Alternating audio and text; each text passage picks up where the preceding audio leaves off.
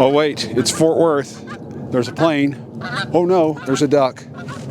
Oh wait, there's a boat coming through and somebody standing right over there getting ready to walk through my scene. So, but that's Texas for you.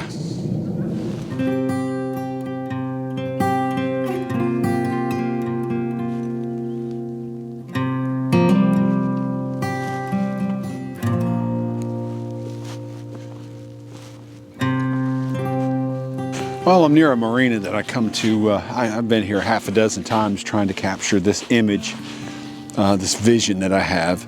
And I've captured it before, and I'll show you that right here. And I'm pretty happy with this image, but I always envision this image with a much grander sky. And so every time there's a decent sky prediction, I come back to Twin Coves hoping to capture that image. And the thing is I'm shooting away from the sun. So it's going to have to be a pretty spectacular sunset to get those, the clouds that I need, or that I envision anyway. So yeah, I'm just not going to get that this morning. And it's early spring, so yeah, everything's still coming around and blooming. It's not really the most aesthetically pleasing image if I shoot into the sun, although I do enjoy the masts on the boat on the horizons. So I do enjoy that, but there's just not enough cloud coverage to make this image come together like I had envisioned anyway. So I guess I'll have to return another half a dozen times to make this happen. But that's okay. I think that's what landscape photography is all about. I mean, I think the lesson here is that you really have to put a lot of puzzle pieces together to make things happen. And it's not just the clouds. It's the weather, it's everything. It's the time of year, it's the wind. All this affects the composition, or this vision that I have in capturing this image. So in order to make this work, I have to have clouds, red sky, calm winds, calm water, and I have to have the right lake height too. So the lake has really risen, and the rock formation's here, and I'll show you that here. You know, I really want to capture kind of this composition again, just with a better sky.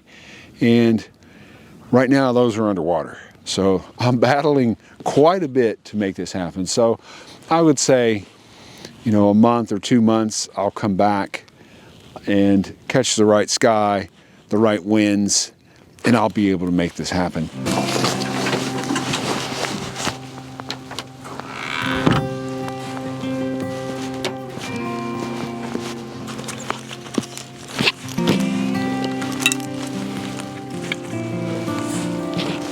Well, I'm thinking I'm going to go wide and try to get in on these rocks in the foreground and really accentuate the rocks, and kind of make the background smaller. So more of an emphasis on the foreground here. I really like the foreground.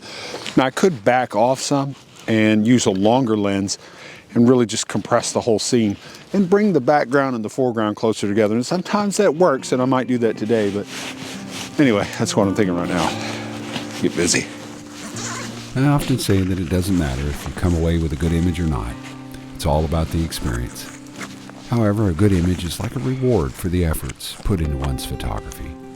And the truth is, it doesn't matter, because the actual reward is in the adventure. It's the connection one makes with nature and the therapeutic benefits achieved in the process. It truly is all about the experience.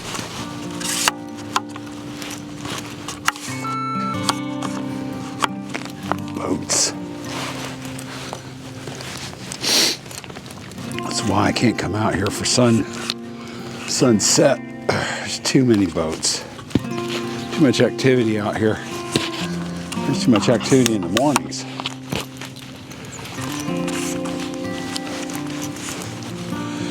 And that's really going to screw up my reflections. So difficult.